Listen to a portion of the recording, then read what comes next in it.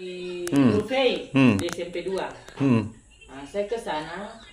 Jadi saya ke rumah dapur itu baru saya berdiri kan macam apa gunung sedikit kan, tapi ada datar begini. Jadi saya berdiri, saya lihat begini. Saya tunjuk begini. Ih, tete manis. Lihat langsung. Lihat langsung. Waktu itu masih Muslim ya? Iya. Ah. Ih, tete manis.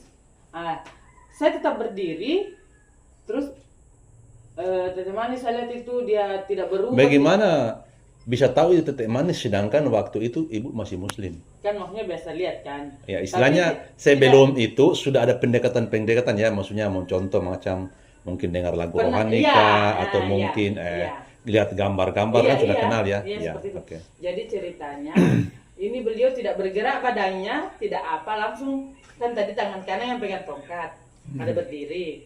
Tapi kok tiba-tiba tidak bergerak? Kalau kita manusia mau jongkok kan badan ini bergerak kan, kita lihat toh dia macam suami atau bapak mau jongkok kan, otomatis saya lihat bergerak badan jongkok dari berdiri ke jongkok kan.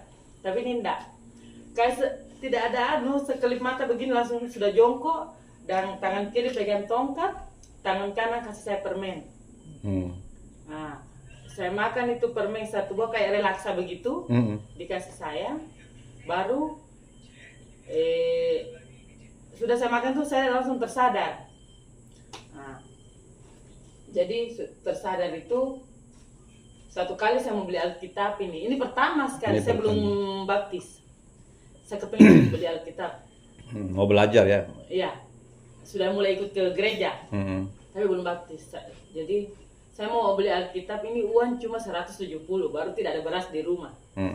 Jadi saya bilang saya beli Alkitab ini, saya tanya di toko Maranatha di Pasar Remu, 150. Sedangkan barang ini kan kita tidak bisa tawar. Sudah, saya begini, saya keluar lagi dulu dari toko, baru saya masuk ulang terpaksa beli. Saya dalam hati tidak mungkin Tuhan mau ambil saya tidak kasih makan saya. Itu tidak tahu dalam hati saya seperti itu. Tidak mungkin Tuhan mau kasih ambil saya tidak kasih makan saya. Nah, sudah saya beli. Pulang ke rumah datang orang kasih tanda tangan kapal 3 kapal 750 langsung beras. Yang kedua lagi seperti itu lagi waktu mau beli nyanyian rohani. Seperti itu juga kejadiannya. Nyanyian rohani saya punya uang posisi 140.000. Tidak lebih tidak kurang.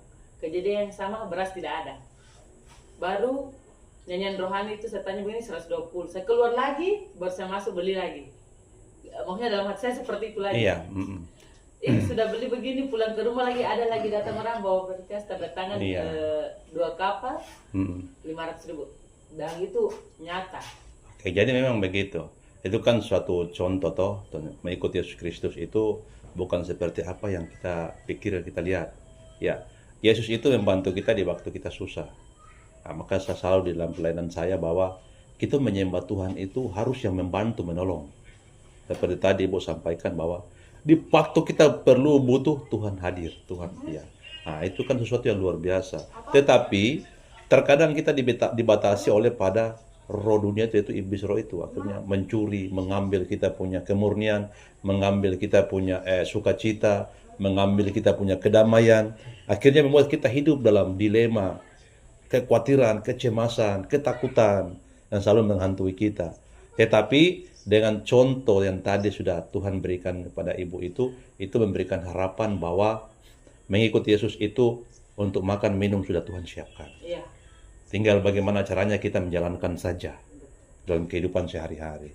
Nah, kadang juga kalau kita tinggal di perkotaan itu kan kecemasan, waduh ini uang tinggal begini terus nanti kita mau makan minum dengan apa, mau beli dengan apa. Tetapi di balik itu Tuhan menguji kita. Nah, maksud saya bahwa hari ini sudah didoakan, sudah dibebaskan daripada ikatan iblis, roh jahat yang tadi sudah doakan. Pulang ke rumah, berdoa bersama Bapak dan Ibu, bersyukur, dan dalam segala hal harus andalkan Tuhan.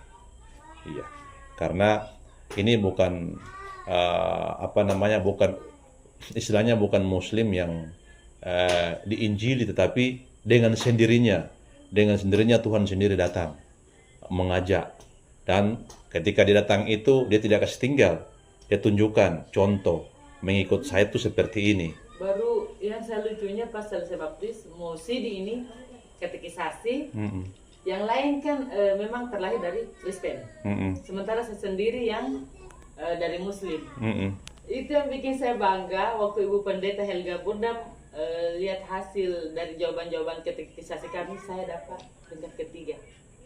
Iya. Itu yang saya bangga sekali bahwa saya bisa. Ya, oke, yes. Karena setiap orang-orang yang Tuhan sendiri tarik dia, itu Tuhan sudah curahkan yang namanya hikmatnya. Tentang mengenal firman Tuhan, tentang belajar. Itu bukan dari orang ajar. Tidak. Tetapi hikmatnya yang Tuhan sudah berikan kepada kita itu yang menerjemahkan. Apa maksud dari firman ini? Apa maksud dari makna pembaptisan ini? Apa maksud dari peneguhan ini? Makanya setiap materi-materi yang kita harus sampaikan atau kita isi, semua sudah masuk karena kita sudah mengerti.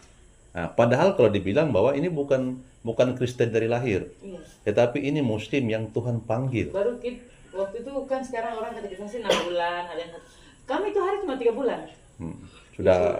Sudah paham semua. Iya. Oke, puji Tuhan. Ya itu ya, jangan perbandingannya toh, tapi tidak apa-apa, itu kan bagian daripada perjalanan kehidupan ibu dengan bapak toh. Itu semua bagian dari perjalanan hidup, dan tingkatkan terus untuk pada Tuhan. Jangan tinggal Tuhan ya. Kita berdoa bersyukur. Nanti kalau mau pulang ke Bintuni, sampai di sana ada mesbah doa, dan tetap pada Tuhan. Karena kita tanpa Tuhan ini nyasar, nggak tahu mau kemana. Tuhan tadi sudah berikan jalan, contoh bahwa mau ikut saya itu jangan kita khawatir dengan dunia, jangan kita khawatir dengan makan minum. Nah, setiap di mana kita susah, setiap di mana kita ini ada keperluan, ada kebutuhan, Tuhan ada. Tanpa kita tahu, tanpa kita lihat, dengan sendirinya berkat itu datang. Dan puji Tuhan, lewat karya Tuhan sudah bekerja untuk ibu dengan bapak, toh. Dan ini semua bagian daripada contoh teladan, sampaikan kepada yang lain. Bahwa Tuhan itu mengubah kita itu bukan seperti apa yang manusia lain banyak tahu.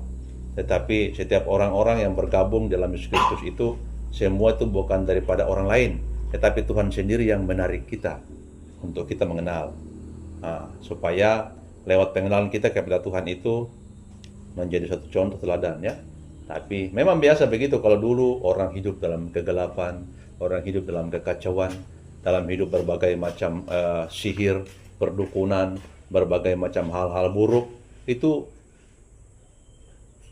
Tuhan rindu untuk mengajak dia kembali, sebab Yesus Kristus datang ke dalam dunia ini untuk menyelamatkan orang sakit dan orang berdosa. Jadi bukan berarti kita ini sudah berdosa, sudah berbuat hal-hal jahat, jadi kita tidak mau ke Tuhan lagi. Maksud saya bahwa dosa, kejahatan kita semua ada batas. Hari ini mungkin kalau masih ada yang bermalam dalam dosa atau kejahatan, bangkit. Manusia boleh bilang kita berdosa, tetapi Tuhan masih menunggu kita. Seperti itu ya. Jadi jangan dengar omongan manusia, tapi kita sebagai orang beriman, pandang Tuhan dan baca dan mengerti baik-baik firman. Supaya firman itu sendiri yang nanti akan menyampaikan apa yang harus saya putuskan, apa yang harus saya ikuti. Begitu ya. Ya, karena kalau kita dengar manusia itu nanti campur-campur banyak. Tetapi ketika kita baca firman, fokus kepada firman, fokus kepada Tuhan, maka Tuhan sendiri akan membisik harus begitu. Tetapi banyak orang kan tidak tahu, tapi coba dulu. Coba itu secara pribadi, bukan banyak orang. Masing-masing mungkin berteduh dalam kamar, dalam meja, atau terus buka hati kepada Tuhan, terus masuk dalam doa. Nanti Tuhan sendiri berbicara. Nanti kalian sendiri yang cari tahu apakah Tuhan itu ada atau tidak. Tapi saya sarankan masuk dalam mesbah doa tulus kepada Tuhan, buka hati kepada Tuhan, pahami baik firman itu, pahami baik. Nanti kita akan Tuhan buka kita, oh betul begini. Oke, begitu ya. Iya, oke.